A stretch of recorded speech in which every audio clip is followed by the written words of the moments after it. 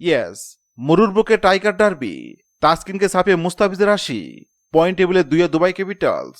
ILT টি-20 আসরে আজ মুখোমুখি হয়েছিল বাংলাদেশের দুই পোস্টার বয় তাসকিন আহমেদ ও মুস্তাফিজুর রহমান। বল হাতে তাসকিন 3 উইকেট নিয়ে সাজাকে আশা দেখালেও মুস্তাফিজের নিয়ন্ত্রিত বোলিংয়ে জোড়া উইকেট শেষ পর্যন্ত জয় ছিনে নিল দুবাই ক্যাপিটালস। এই জয়ে পয়েন্ট টেবিলে দ্বিতীয় স্থানে উঠে এলো ফিজের দল। ম্যাচের শুরু থেকে ছিল নাটকীয়তা। দুবাই ক্যাপিটালসকে বড় সংগ্রহের পথে টেনে নেন সিদ্দিকুল্লাহ আটাল ও মোহাম্মদ নবী। সিদ্দিকুল্লাহ আটাল 66 ও মোহাম্মদ নবী 38 রান করেন। তবে শারজা ওয়ারিসের হয়ে বলাতে দুর্দান্ত ছিলেন pacer Taskin Ahmed. English batter Jordan Cox, তৃতীয় আতাল এবং সেই সবারে দানুশ সানাকাকে ফিরিয়ে 4 ওভারে 40 রান দিয়ে 3 উইকেট শিকার করেন। তার এই তোপ না থাকলে দুবাইয়ের স্কোর অনায়াসে 200 ছাড়াতে পারত।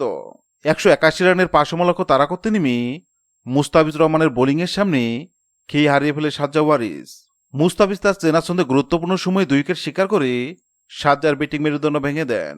রানের গতি নিয়ন্ত্রণে রেখে দুবাইকে জয়ের বন্দরে পৌঁছে দিতে বড় ভূমিকা রাখেন এই কাটার মাস্টার।